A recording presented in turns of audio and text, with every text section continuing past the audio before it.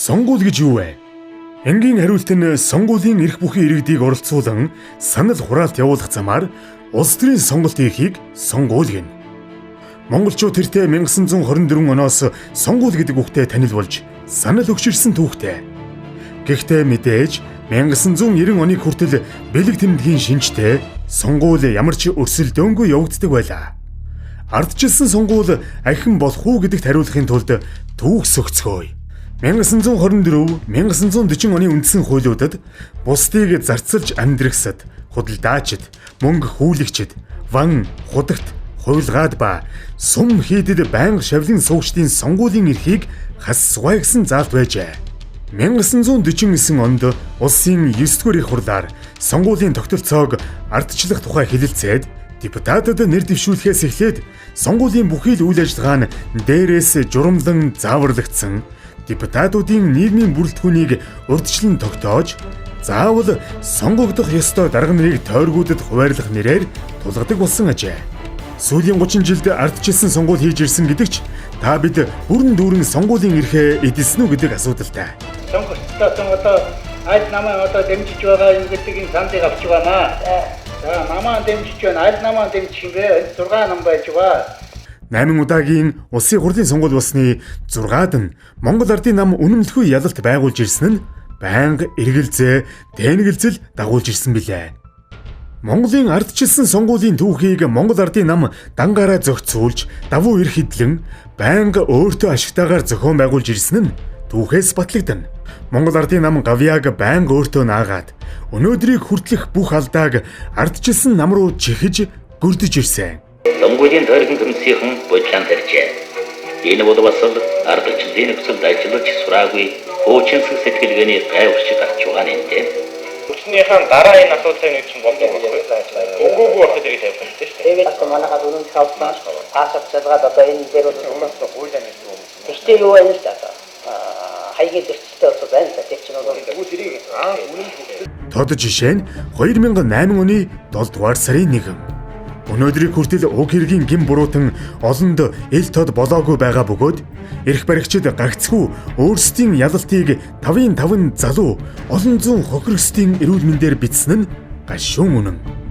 Хайртай хүүгээ, нөхрөө, аавыгаа амьдралаа алдсан хохирогчид өнөөдрийг хүртэл Монголын төрийг, Монгол Ардын намыг уучлал гуйхыг хүлээж, шаардлага тавьж, нулимсаа ширэгтэл харуулдаж яваач харамсалтай нь Монгол Ардын намч Монголын төрч уучлал гуйсан нь үгүй.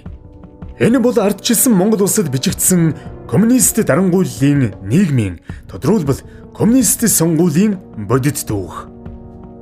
Коммунистууд ардчилсан нийгэмдч ард түмний амь насаар ялалтаа бичдэг гэдгийн бодит баталгаа нотолгоо. Одоо Сталины нэг үг байдаг шүү дээ. Сонгуулийг хийхдээ биш, тоолохдоо л байдгийг гэж. Монголд өнөөдөр юу болсон бэ гэхээр тэр тоог гаргах процесст яаж оролцохдоо байна. Өөр нэгэн жишээ бол Улсын хурлын 2020 оны сонгуул. 4 сарын өмнө болж өнгөрсөн сонгуулийг Монгол Ардын нам жинхэнэ утгаар нь бодлуулж, гадаадд байгаа иргэдийн өмнөөс санал өгүүлэх, хар машины дүнг нийтэд мэдээллэхдээ өөрчлөх зэрэг элтэл өврөөд хийсэн шинж тэмдгүүд олон гарсан. Би даагчдын саналыг бутар хайгаар тоосон гих гомдол бол үгүйсэхэд тун хэцүү маргаан байдаг. Ягаад дан тэдний санал бутархайгаар тоологдов гэдэг бол том асуулт. Техник технологийн элтэд бохирл өөрийг хийж ялсан гэж байгаа хүчний хувь нь 40% байгаа. Энд 60%-ийг төлөөлж байгаа улсууд гомдолтой, бухимдалтай, шудраг өсийг шаардаж зогсож байгаамаа. Тэр машинаас гараад хорон дээр байгаа хэсгээс гараад хороо руу явах, хорооноос гараад дүүрэг рүү явах, бүр хамгийн гол нь дүүргээс гараад сонгуулийн ерөнхий хороонд явах. Тэр хооронд дэлгэцэн дээр гарах. Тэр дэлгэцэн дээр гарах, тэр хооронд чинь наад тоо чинь засагчаад байна. Тэр суманд баг дээр байгаа тэр хар машин ямар ч асуудал байхгүй. Энэ бие даагч нарыг ерөөсөө битгий сонгоорой. Сул дараа амтд ёстой хэрэггүй амтд гэж үндсэн хуулиа зөрчиж юм мэдэгдэл хийсэн. Баахан хүмүүс бие дааж нэр дэвшиж байгаа. За ямар ч хэрэгцээгүй хүмүүс үү гэдгийг би энэ ч бас хэлхийг хүсэж байгаа. Яг нэг үг хэлээ. Яг тэр зарчмаараа энэ сонгуулийг бас зохион байгууллаа. Энэ хот таны бас миний хот. таны оролцоогүйгээр үүссэн бухимдалд таны оролцоо л шийдэл авчирна. Хөгжил гэдэг хүнд зориулсан стандарт, хүний төлөөх төлөвлөлт, хүн бүрийн оролцоо. Хөгжил өөрөө тийм л тогтолцоо.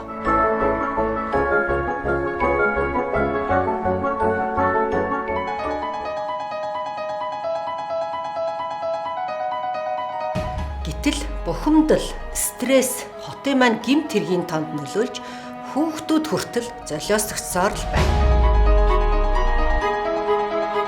Том асуудлууд том шийдэл хайсаар хөгжлийн гарцгүй хөмөрсөн тогоо шиг түгжирч байна.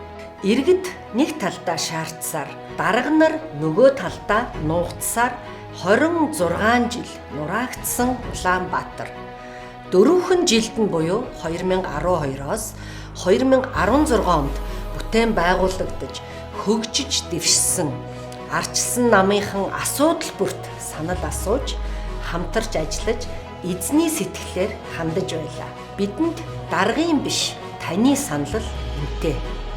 Том шийдэл гэдэг тоглоомын талбайд аюулгүй стандартаа баримтлагаас л эхэлнэ. Өнөөдөр тэгвэл тэр хөгжил, дэвшил зөвхөн хувийн хөвшилтөд үлджээ. Банк л гэхэд таны гар утас нь багтаж болоод байхад ардын намын дарга нар хүнд суртлаа өрөөнийхөө үүдэнд л хадгалсаар байна. Хот төлөвлөлтөөрөө бүр 90 оноосоо ч хурж социализмын үеэсээ ч 7 дор газрын 8 луурын талбар болж орхилоо.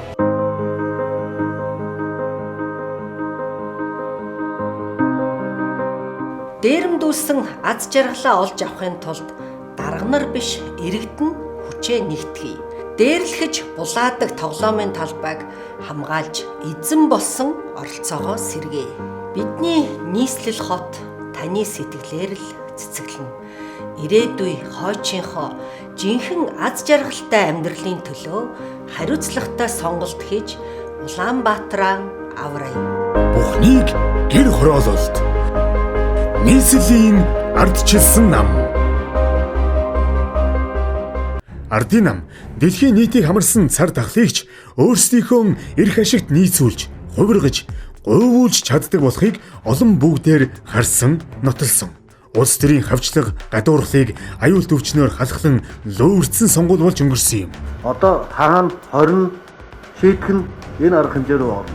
Ерөнхий сайд онцгой дэглэмийн үеэр ард түмэндээ хайртай дүрсгэж, ганцаараа жүжигчилсэн тоглолт хийж, баяр жаргалтайгаараа хөөрч байх оронд эрүүл мэндийн яам, улсын онцгой комиссн харин сонгогчдыг нэгэндээ ойртож болохгүй, маск авч болохгүй гэх ухуулга, санамж, анхааруулгыг өдөр шөнөгүй асар өндөр зардлаар түгээж байв. Хамгаалалтын холтцоо заяа. Улсын онцгой комиссн коронавирустэй холбоотой олон улсын өвчин зовлон үхэл ахцлын тухай мэдээгээр айлган игээл хойд солонгост өрнөдөх шиг суртал ухуулгыг өдөр шөнөгүй түгээж цаагуур нь хар машины лөөвөр хий сонгогчдоор санал өгүүлэх зэрэгээр л Монгол ардын нам сонгуульд ялсан гэхэд үгүйсгэх хэцүү. Сонгуулийн сурталчилгааж тэгш бус нөхцөлд явагдсан. Монгол ардын намаас өөр хөрс сүхээс өөр ямар ч нэр дэвшигч иргэдтэй уулзах, амны хаалтгүй ярих боломжгүй болгосон. Хөл хорой ариун цэврийн дэглэмийг үлгэр жишээ сахих ёстой албан тушаалтан нь ерөнхий сайд байтал наран туулзах дээрч, аймаг сумын хурлын зааландч, цэрэг цагдаагийн объект дээрч, намын хаан их баг хурал дээрч маскгүй чөлөөтэй алхсан, зугаалсан. Хорионы үеийн хүн хоорондын зайгч нулимсан. Дарангуйлалт нийгмийн бодит дүр зураг л ийм байдаг. Товчхондоо Монгол ардын нам 2020 оны улсын хурлын сонгуульд хил хааж, иргэдийн хөлийг хорсныхон хүчинд ялалт байгуулсан. Энэ бол ардчилсан сонгуул ахиж болох хэсгэд эргэлзэх болсон бодит шалтгаан.